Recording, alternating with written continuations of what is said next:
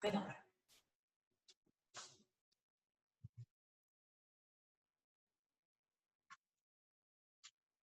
alors ce qui m'a paru important à un moment donné, avant de parler de notre territoire, c'est parler du département, parce que c'est, on va dire que c'est un sujet sensible, que ce soit à l'échelle nationale, départementale ou territoriale. Voilà, donc je veux rappeler que la préfecture est garante de la politique d'accueil des gens du voyage. Alors, il y a une commission départementale consultative, dans laquelle il y a 2 représentants au niveau de la communauté d'agglomération.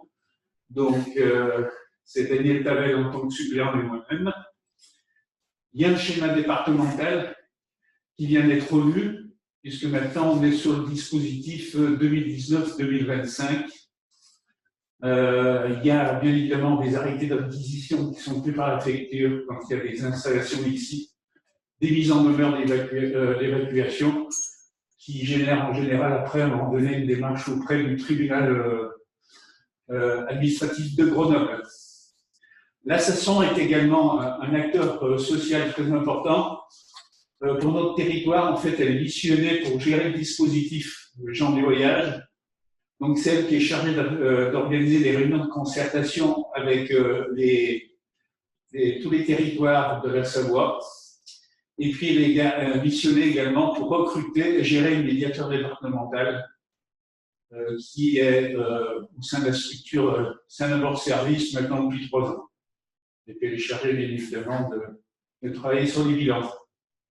Ensuite, il y a 6 collectivités territoires concernés par le schéma départemental. Alors, d'accueil et d'habitat, c'est nouveau maintenant dans le cadre du nouveau schéma des gens du voyage en Savoie.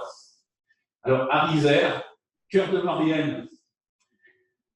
Je vais en dire 2 mots parce qu'on ne les voit pas souvent à la Réunion, pour la bonne et simple raison qu'ils n'ont qu'une exigence dans le cadre du schéma, c'est de faire un accueil, une aire d'accueil de 10 places. J'avoue qu'ils sont toujours en recherche et que ça n'avance pas, que ça ne bouge pas. Et je suis quand même un peu surpris qu'à l'échelle de la préfecture, on ne fasse pas bouger un peu plus vite les choses.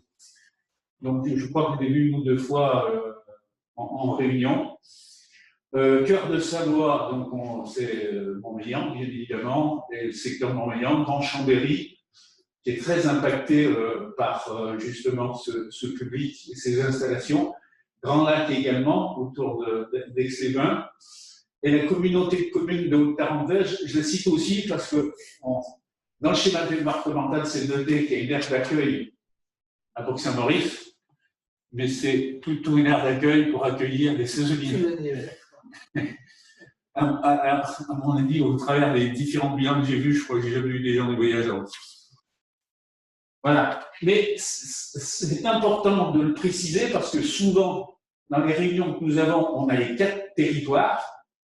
On n'a pas Cœur-Maurienne, on n'a pas la Haute-Tarentaise. Et ceci dit, on le rappelle à un moment donné quand on doit décider d'un certain nombre de choses et qu'on dit que ce serait bien que tous les territoires participent au financement de telle ou telle action. Je rappelle qu'il y a 7 territoires, il manque le dernier, c'est du côté de Gier, par là-bas, non, Pont-de-Voisin. Avant Pays-Savoyard.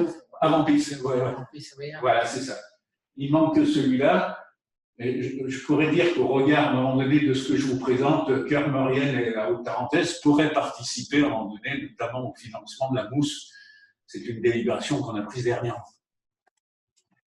Les instances de concertation, donc voilà, je les rappelle. Et le groupe de coordination opérationnelle, ben, c'est les 4, les 4 collectivités. On se retrouve avec l'Assasson et on se réunit 2 ou 3 fois par an. Voilà, c'est important. Alors, concernant donc les principaux acteurs que je viens de citer, il y a une convention de financement de la médiation des grands passages. Ça correspond à 1,5 ETP de médiation. On a réussi à peu près 200 à faire baisser un peu les prix parce que pendant quelques années, à un moment donné, on avait un seul opérateur sur la région Rhône-Alpes. Et donc, du coup, à un moment donné, on a réussi à mettre en concurrence, à faire venir à un moment donné 1 ou 2 opérateurs qui venaient de la région lyonnaise, qui ont postulé. Du coup, ça a permis de faire descendre un peu les prix. Donc voilà, et le financement, c'est en fonction du nombre d'habitants. Et puis recrutement et gestion relaxation du médiateur du 15 mars au 15 octobre, en sachant pertinemment que les aires de grand passage, parce que le médiateur, c'est pour les aires de grand passage, c'est du 1er avril au 30 septembre. Et pour l'année 2020, donc c'est 39 980 € pour le coût total, plus 650 € par vacation complémentaire. Qu'est-ce que ça veut dire par là? C'est que nous, on considérait qu'au vu, à un moment donné, je dirais, du nombre de mois que le médiateur pourrait être présent, je dirais, intervenir, sauf qu'on nous a dit qu'effectivement, le médiateur ne peut pas être en même temps lorsqu'il y a 2 installations ici, en même temps, à Chambéry-Excobain ou à Albertville.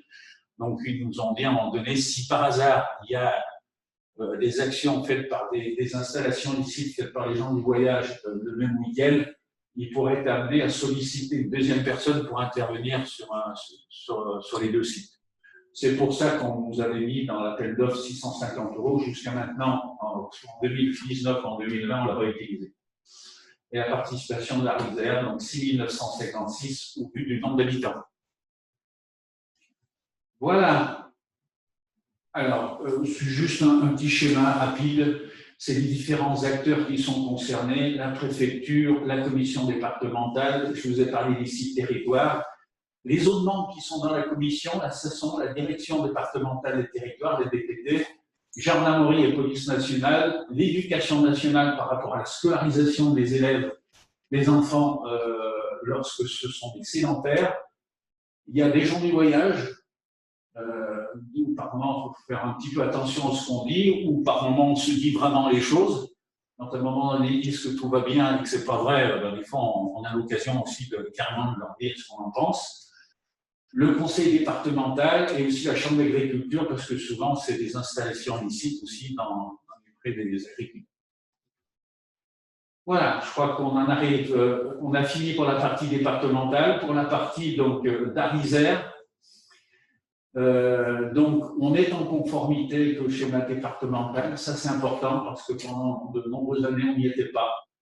On peut dire que globalement, aujourd'hui, on a des structures qui sont en capacité d'accueillir tout type de gens du voyage, des gens qui sont sédentaires, c'est-à-dire les terrains familiaux, les semi-sédentaires, c'est-à-dire l'aire d'accueil, et puis les passages pendant la période estivale, c'est-à-dire les grands passages.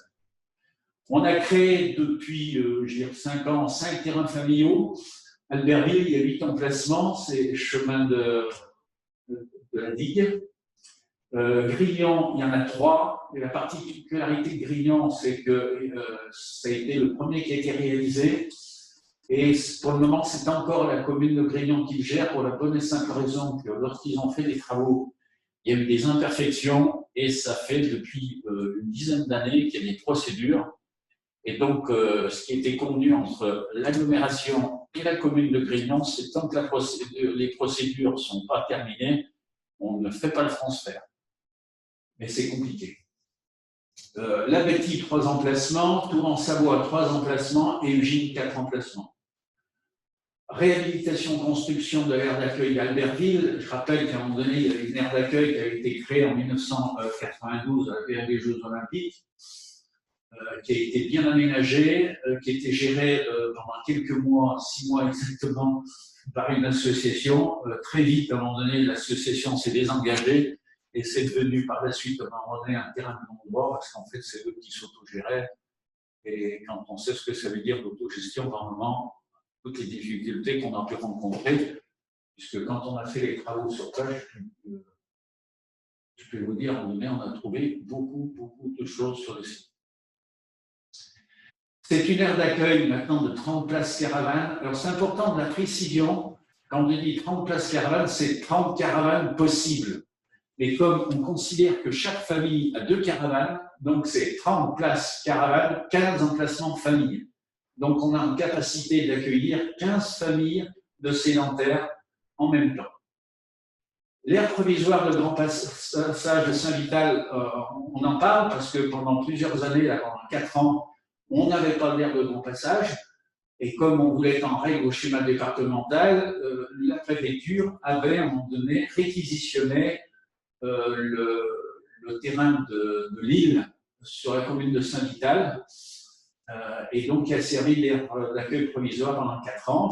La dernière année, c'est 2020. On l'a tout remis en ordre, tout fait le nettoyage complet. On a rendu les clés donc, à la commune de Saint-Vital, puisque maintenant, il y a l'aire de grand passage de Tournon qui nous a été livrée, on va dire, en septembre-octobre 2020. Il fallait laisser le temps à l'herbe de pousser, donc voilà, elle a maintenant 7-8 mois pour se stabiliser.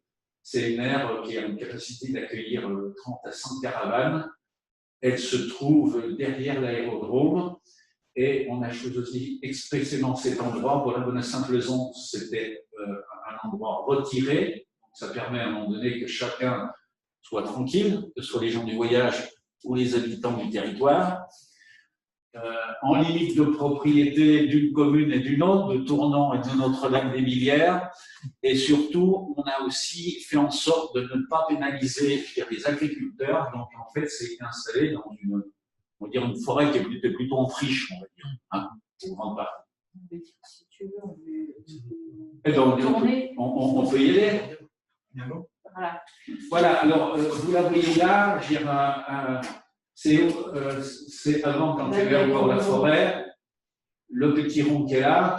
En fait, l'aire de grand passage, elle a été construite en même temps qu'il y a eu la sécurisation et le déchargement du ruisseau de la Combaze, qui a fait des grands dégâts sur ta commune. Ça fait en 2015. Et donc, la complexité, c'était qu'à un moment donné, on ne pouvait pas l'installer parce qu'il y avait la proximité du ruisseau avec le PPRI, donc il faut laisser de la place. Et le fait de déplacer et sécuriser le ruisseau nous a permis de faire l'air. Et le ruisseau est carrément déplacé, il est maintenant sur la partie basse. On a la route départementale d'accès, c'est laquelle? RD 69, voilà, c'est ça. On a, je dirais à peu près 200 mètres, je dirais, avec un chemin d'accès. Alors, au tout début, on a mis une barrière, parce que c'est important que pendant toute la période elle est fermée, il ne faut absolument pas qu'on ait des habitants du territoire qui aient déposé des encombrants là-bas. Donc ça, c'est indispensable. Et ensuite, effectivement, si tu reviens à l'entrée et là, vous avez une plage de retournement pour le camion poubelle. Il y aura des emplacements. Il y aura aussi à l'entrée donc une cuve de 3000 litres. Et puis ensuite, l'accès, je dirais, carrément au terrain, avec une plage de retournement pour les caravanes, mais c'est également un endroit où, en général, ils mettent leur chapiteau, pour faire leur prière le week-end. En termes d'aménagement, c'est la structure d'accueil qui est la plus simple. Il y a 5 emplacements où ils peuvent trouver de l'eau et de l'électricité. Voilà. Il y a une cuve de 3000 litres. Et puis, il y a également des containers poubelles et une barrière à l'entrée. L'aménagement est simple, parce que je rappelle quand même, une aire de grand passage, c'est pour accueillir des groupes entre 8 et 15 jours, maximum. Après, il y a des fois, ils demandent de rester un peu plus. Alors, bien évidemment, on a une aire maintenant qui est neuve, qui est prête à accueillir pour 2021 les gens du voyage. Sachez que le bruit court, bien évidemment, chez les gens du voyage, ils le savent pertinemment, et qu'il y a une grande chance qu'on ait pas mal de groupes l'année prochaine, parce qu'en général, ils viennent quand il y a une aire nouvelle et ils aiment bien s'installer. C'est vrai qu'ils sont à un endroit qui est calme, il y a beaucoup de nature, bon, c'est agréable, puis il y a le ruisseau à côté. Voilà. Alors, on revient maintenant sur ce qu'on était plus haut. Alors, on va parler de l'aire d'accueil d'Albertville. Donc, on est pratiquement sur le même site. Simplement, on a fait en sorte que maintenant, on soit hors zone PPRI. Donc, c'est donc sur la 2 fois 2 voies en allant du côté de Moutier, là, on va faire des pompiers. Ce que je vous disais, 30 emplacements en caravane, 15 emplacements en famille, avec une aire de retournement sur la partie grise qui est à droite. C'est un emplacement pelouse, on va dire, pour que les enfants puissent jouer. à l'entrée, quand vous arrivez, vous avez un bâtiment qui est en fait structure d'accueil, où il y a le gestionnaire qui est là. Alors, il faut savoir que le gestionnaire est là tous les matins du lundi au samedi, inclus de 9h à 12h. Donc, une présence effective. Vous avez une place de parking, une place handicapée et un petit local poubelle. Voilà. Et vous avez un chemin piétonnier qui part à gauche, qui remonte et qui arrive jusqu'au pont. Donc, les familles peuvent utiliser ce chemin pour amener leurs enfants à l'école de la Plaine, je crois, c'est ça, Plaine de Conflans. Alors, les emplacements sont aménagés d'une certaine façon. C'est environ 180 mètres carrés. Sur chaque emplacement, il y a un bloc sanitaire. En général, ils sont doubles, puisqu'il y en a un d'un côté et un de l'autre, qui comprend une buanderie avec un lavabo, en général une machine à laver dedans, un évier, un WC, une douche intérieure et un WC en extérieur, parce qu'ils souhaitent tout le temps avoir le WC en toute discrétion sur la partie arrière du bâtiment. Ils ont aussi un sèche-linge sur la partie arrière. Et une chose très importante à un moment donné pour aider le gestionnaire de ces structures, il est prévu donc une télégestion à un moment donné carrément dans le bâtiment, ce qui veut dire que quand une famille arrive, si elle veut de l'eau et de l'électricité, elles doivent payer, donner de l'argent. Et à ce moment-là, ça fait qu'on débloque le système et à ce moment-là, ils ont de l'eau et de l'électricité. Et ils doivent également donner de l'argent pour l'emplacement. C'est une redevance, je dirais, d'installation, et que lorsqu'il n'y a plus d'argent, eh bien, il y a une alerte. Ils sont tout de suite alertés qu'il faut vite aller payer, autrement tout va couper. Et je ne vous dis pas à un moment donné, alors en investissement, ça nous a coûté un petit peu d'argent, mais en termes de fonctionnement et de gestion, c'est quand même très pratique et très facile. Qu'est-ce qu'on disait à un moment donné sur l'air Alors, les conditions d'accueil, c'est 3 mois maximum avec une possibilité de demander quelques semaines supplémentaires. Il y a un contrat d'occupation et un règlement intérieur, c'est très strict, c'est placé en conseil d'AIO. La redevance, c'est 4 € par jour et par emplacement. Et puis, bien évidemment, on paye au réel l'eau et l'électricité. Il faut savoir qu'une structure aire d'accueil comme ça, à un moment donné, on a le soutien de l'État au travers d'une allocation ALT2 et qui en fait est payée sous deux formes différentes. Il y a une part fixe, ça veut dire quel que soit le nombre de personnes qu'il y a, ça veut dire qu'on a 30 places caravanes, on touche tant par mois, et puis on touche une part variable qui est à l'occupation, c'est-à-dire que sur 15, on n'en a que 7. En un mois, on va toucher que pour 7 emplacements ou pour 14 caravanes. Oui. Oui. Après, on aura une question de M. Baronia. Oui. Voilà. Donc, 4 € par jour, c'est par famille, par caravane, par habitant C'est par emplacement. Par emplacement. Oui. Que ce soit une personne ou 10. Oui, absolument. C'est-à-dire que c'est les 180 mètres carrés plus le bloc sanitaire. C'est un peu comme un camping, on paye son emplacement. Et allez, ça peut paraître beaucoup ou pas beaucoup. En fait, c'est le tarif, on va dire, plus ou moins réglementaire. On s'est mis d'accord sur le département de la Savoie pour avoir le même tarif, mais quand on regarde les autres départements, c'est la même chose. Alors, l'infrastructure, c'est quoi ça va 4 € par mois, Ah non, on va dire que ce n'est pas très cher. Quand on sait que nous, si on va dans un camping, c'est peut-être. Michel? Oui, j'avais juste une précision, en fait, si j'ai bien entendu. Dans chaque local qu'on voit sur le plan, là, donc il y a une machine à laver plus un sèche-linge à l'intérieur. Non, je dis qu'il y a à un moment donné, à l'intérieur comment on va dire, de la buanderie, il y a un lavabo et un WC. Et ensuite, il y a des prises, bien évidemment, qui sont installées. Et je disais, en général, quand ils sont là pour 3 mois, ils mettent la machine à laver à l'intérieur. D'accord. Ah oui, parce qu'effectivement, avec le son qui saccade, vu que ça ne correspondait pas à ce que je disais, je me disais, j'étais d'accord. Bon, ben voilà, je voulais juste avoir la précision. Oui, et puis sur la partie arrière, il y a un étendage avec quelques fils pour étendre leur linge Bien sûr. à l'extérieur. Ah non, on veut pas se chez un maison. Non, bah oui, je trouvais ça un peu étonnant que bah, ça fait. Bon, enfin, ça aurait pu. Hein. Voilà.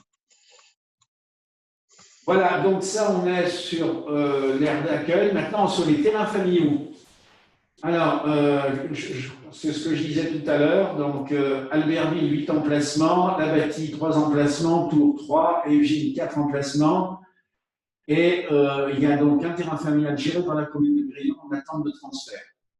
Au total, ça fait 21 familles de gens du voyage. J'ai calculé, ça fait à peu près quand même 75 personnes qu'on accueille sur le territoire. Alors, en termes de conditions d'accueil, il y a un contrat d'occupation, il y a un règlement, je crois, intérieur aussi. Il y a un compteur individuel d'eau et d'électricité, c'est à eux de faire leur propre démarche, hein, c'est comme un locataire. Et une redevance de 50 € par terrain familial. Le terrain familial, la surface, c'est la même chose qu'une aire d'accueil. C'est environ 200 mètres carrés et un bloc sanitaire dessus. Et ils payent une provision de 10 € pour chaque.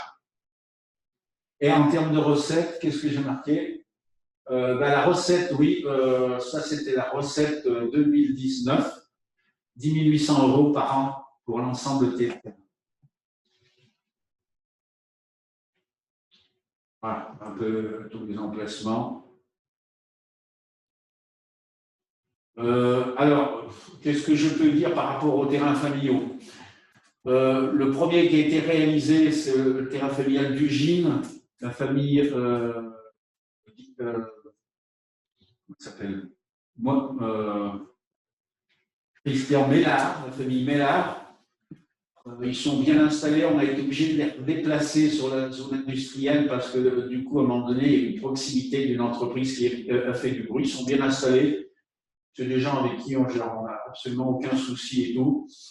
Par contre, c'est un peu le problème, je veux dire, sur tous ces familiaux. À partir du moment où il y a des enfants qui grandissent, et on arrive vite à des jeunes qui se marient assez rapidement et qui ont des demandes particulières, effectivement, parce qu'ils ne peuvent pas rester de la surface et qui demandent d'avoir un autre emplacement, un autre terrain familial. Sur Albertville, on va dire on va faire des travaux complémentaires. On va créer 4 places de parking complémentaires parce qu'on a des gens, à un moment donné, qui ont des faucons qui travaillent.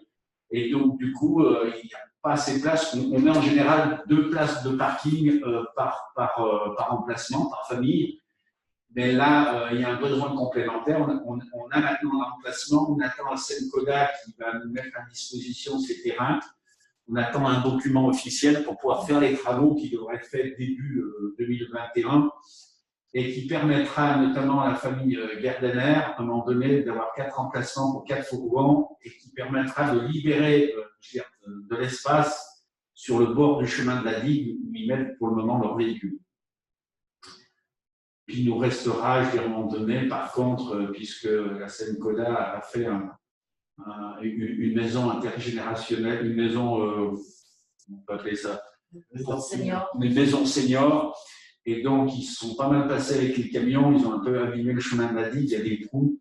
On attend un peu, mais normalement, en 2021, on devrait arranger cette route à un moment donné et peut-être faire aussi à un moment donné un petit audam pour les gens qui roulent vite sur cette voie-là.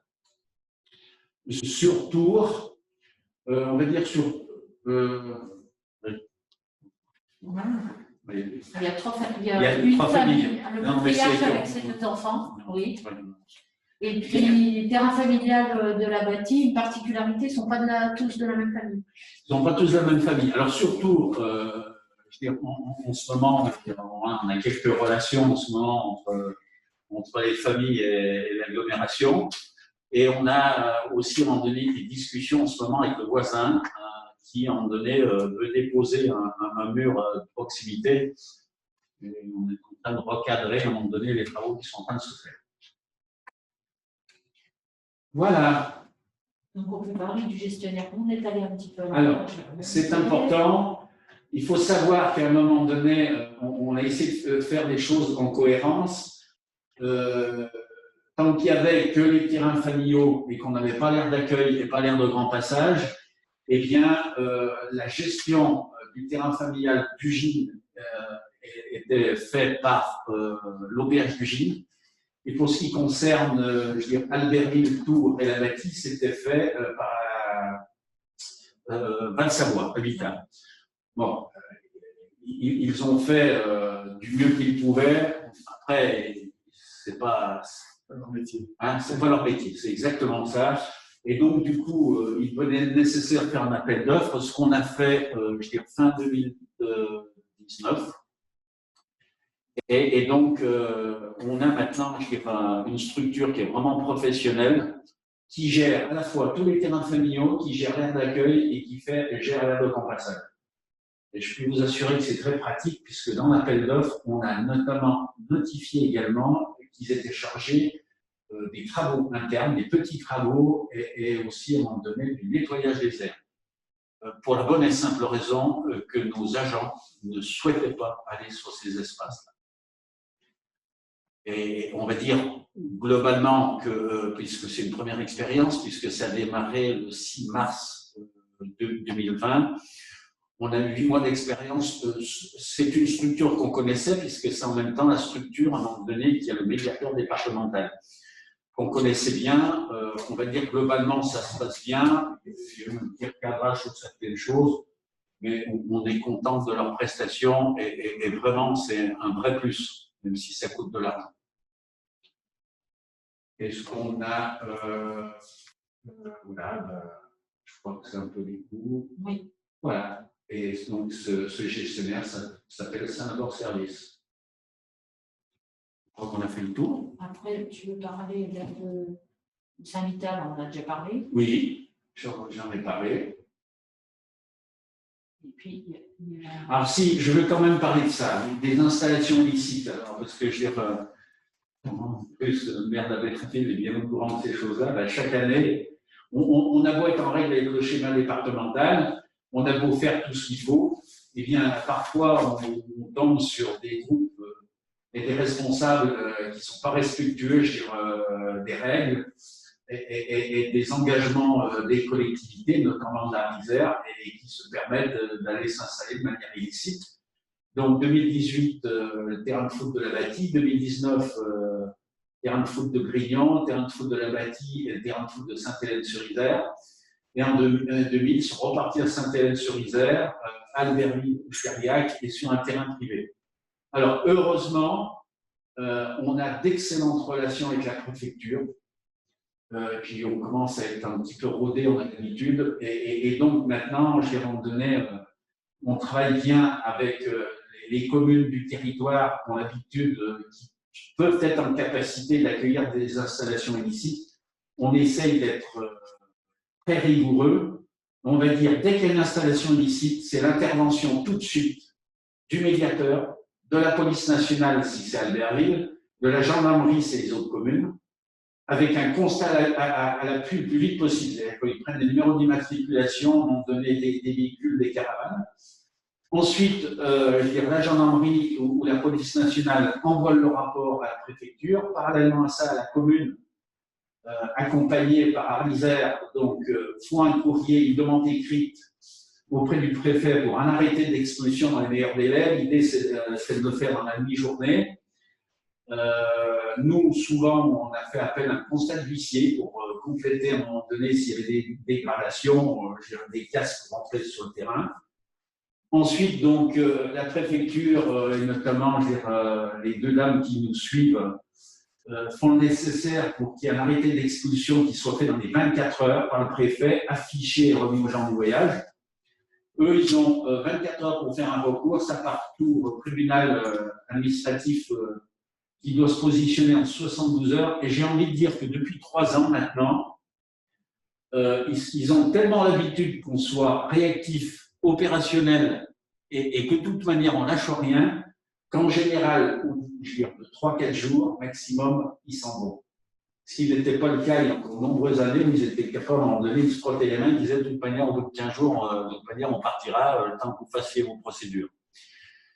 Alors, il y a une chose quand même, là où il faut absolument qu'on avance encore, c'est qu'il y a une loi qui a été prise en novembre 2019 qui nous autorise maintenant, chaque fois qu'il y a une installation illicite, c'est-à-dire à ce qu'ils aient une amende de 500 € par jour.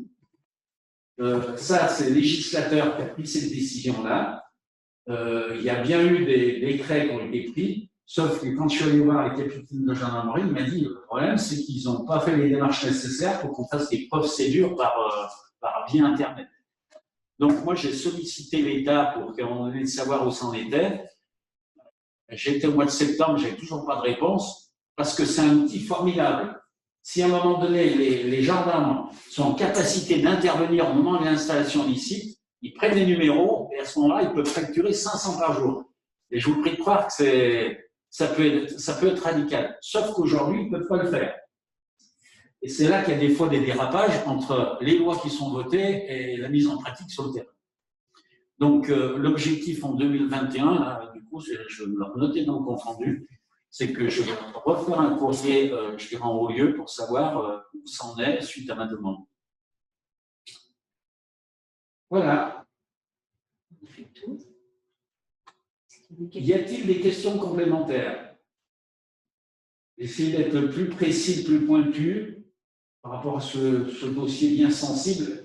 S'il y a quand même une chose que je peux vous dire, c'est que si on a pris une délibération il n'y a pas longtemps parce que dans le cadre du schéma départemental 2019-2025, la préfecture nous a demandé de faire une mousse, je dirais à un moment donné, une étude, on appelle ça déjà, une maîtrise d'œuvre, pour recenser tous les sédentaires qui sont sur le département de la Savoie, et notamment autour de Chambéry, Montmélian, Aix-les-Bains et chez nous. C'est Chambéry qui l'a demandé et qui va la faire, et donc il nous demande de participer. Alors, l'État va y participer, le conseil départemental, la CAF, il restera une petite somme à mettre. Par solidarité, on a dit qu'on le ferait. Simplement, il y a un cahier des charges qui est en train de se faire. Je vais être très vigilant parce que dans ce cahier des charges, il y a des choses qui sont intéressantes, mais il y a des choses à un moment donné sur lesquelles on va devoir, nous, être vigilants, parce que depuis plusieurs années, on a fait suffisamment de choses sur notre territoire en termes d'accueil pour qu'on n'ait pas encore à nous imposer certaines choses.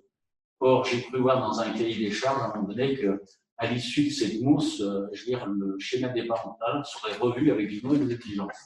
Donc, je veux dire, attention, si vous avez des exigences sur certains territoires parce qu'il n'y a rien, oui, mais nous, on a fait ce qu'on a à faire et qu'on ne vienne pas nous remettre des exigences. Donc, il y a ça. Sachez quand même que depuis 1 an, j'ai écrit à toutes les communes d'Arizère. Je suis à la recherche d'un terrain d'environ 1000-1200 mètres carrés pour refaire un nouveau terrain familial. Pourquoi? Je vous l'ai dit tout à l'heure, à un moment donné, il y a 2 ou 3 jeunes qui se sont mariés, qui sont sur nos terrains familiaux et qui sont obligés de partir ou qui vivent pour le moment en basse-clos, mais il y a de plus en plus et c'est pas bon. Donc, il faudrait qu'on en recrée un de 3 ou 4 emplacements. Donc ça va être une de mes priorités pour 2021. Une famille italienne aussi. Sur la digue du Pont Albertin, il y a effectivement besoin de loger un des 2. Oui, en fait, il y a un couple de jeunes qui est arrivé, et parmi ce couple de jeunes, effectivement, il y a un lien avec Ugine. Ces 2 jeunes ont donné un qui était sur Ugine et un qui est sur Albertville, et maintenant ils sont positionnés là, mais ils ont besoin, je veux dire, d'avoir un emplacement. Et puis on a un couple de jeunes, on peut dire, qui sont sur Ugine, voilà, qui ont besoin d'un emplacement. On va dire, il nous faudrait 3 ou 4 emplacements comme à Tours ou à la Bâtie. Ils ne souhaitent pas de la location? Non, ce n'est pas leur demande pour le moment. Effectivement, c'est une question qu'on pourrait se poser, c'est de dire que moi, quand je suis arrivé au tout début, il y a maintenant une dizaine d'années, il y avait une expérience qui avait été tentée à Gilly sur une famille, le gens du voyage, où il y avait, je crois, 6 enfants. on leur a proposé à un moment donné un logement social sur Gilly, mais ça n'a pas duré longtemps. C'est compliqué. À un moment donné, sont des gens qui sont différents, qui vivent pas toujours comme nous, et donc à un moment donné, c'est compliqué de vivre dans un logement social. Ok. Voilà. Par contre, oui, Manu, tu as dit que c'était de la priorité en 2021 de rechercher un logement. C'est vrai que ça vaudrait le coup de refaire le tour parce que le taux de tapette l'année dernière, c'était l'ancien monde. Maintenant, avec les nouveaux élus, on va peut-être pouvoir sensibiliser. Et c'est important cette solidarité territoriale. Non pas qu'on veuille se débarrasser, enfin, ben oui, ce n'est pas le cas du tout, hein, c'est juste de permettre ces nouvelles installations et de décompresser un petit peu aussi le site là-bas. Toutes les communes qui sont autour de la table aujourd'hui, en tous les cas, elles ont participé, soit en tant que voisins proches, soit en tant que bénéficiaires de ces aires, qu'elles soient grandes, enfin, de grands passages ou sédentaires. Et c'est vrai qu'il serait de bon temps que les communes gardent de plaine, hein, parce qu'on sait bien qu'on ne va pas arroser des montagnes, mais que les communes de plaine se sentent mobilisées dans une solidarité de territoire, sachant que ce n'est pas forcément des nuisances. Hein. C'est bien cette image qu'il faut s'emmener de l'esprit. Hein. On a parlé de ceux qui envahissent les terrains. Alors effectivement, là, c'est des nuisances très ponctuelles et très fortes, mais en l'occurrence, sur les sédentaires, à part une trop grosse concentration de population, comme partout d'ailleurs, hein, comme dans le logement social, comme tout type d'habitation, dès qu'on a un projet de concentration, ça crée des problèmes, mais autrement, on entend en parler partout, sur le Gine. Il y a des bonnes relations qui se tissent même avec les riverains. Hein. Enfin, je parle sur la pêche. Oui, c'est exactement ça. Et j'irai même plus loin. À un moment donné, les 2 ou 3 couples de jeunes qu'on a à un moment donné, qui sont bien intégrés. Je sais qu'à un moment donné, le petit jeune d'Eugène, il fait partie du club de rugby dans le village. Petit à petit, il y a une intégration. Et puis il vient nous voir, il nous dit, ben voilà, faites quelque chose pour nous, quoi. Et il faut absolument qu'on le fasse avant qu'on crée des tensions, parce qu'on a beau dire, on est tous pareils, hein, pour mélanger les générations dans les familles, à un moment donné, ça réagit. Hein. C'est qu'on fasse avant justement, il y a des problèmes plus graves, entre guillemets, qui amènent à agir en urgence, déjà, c'est jamais bon. Et puis, à éteindre un incendie, alors qu'aujourd'hui, il faut une période d'incendie. Donc voilà, tu as raison, Frédéric. Je vais relancer un courrier à tout le monde. Merci. Et bien évidemment, je n'enverrai pas ce courrier à ceux qui ont déjà fait les efforts nécessaires. Alors après, je sais qu'à un moment donné, il y a certaines communes, je veux dire, qui ne sont pas citées là, mais qui ont, on va dire, des familles de gens du voyage qui sont sur leur territoire, qui ont acheté à certains moments, je veux dire, des terrains agricoles et qui se sont installés dessus. C'est le cas à Notre-Dame-des-Millières. C'est le cas à Montion, à Montion, à Gilly aussi, parce que là-bas, à un moment donné, on a revu la route à un moment donné pour aller faire une collecte justement de déchets. Il y en a, hein, Grignon en a aussi. Alors, la bâtisse, si. Mais alors eux, ils ont carrément acheté, ils ont une maison. Ouais, ils ont une maison. Mais il y en a plus que ce qu'on croit, et notamment la mousse a pour mission, moi, à un moment donné, de pouvoir recenser un peu où ils sont. Ça va être plus compliqué, ça. Notre-Dame, par exemple, c'est 5 familles. 5 familles. Qui sont installées sur des terrains qui leur appartiennent. Achetés des privés. Il y a quelques années. Et celui qui est à l'entrée à droite, là, à un moment donné, derrière les grands passages, c'est Sainte-Hélène-sur-Isère. C'est Sainte-Hélène-sur-Isère, ça, hein, chez Daniel. Hein. C'est chez Daniel, c'est Sainte-Hélène. Oui, mais il y a, je pense, un certain nombre de terrains, en plus, parfois en zone inondable, où il y a les gens. Oui, mais il faut que je relance là maintenant, il faut que je le fasse, on va dire, d'ici un an et demi, il faut que ce terrain soit fait, quoi. Ouais, les jeunes sont là, sont en demande. Hein. C'est tout bon? Pas d'autres questions? Merci beaucoup. Merci. Merci bien.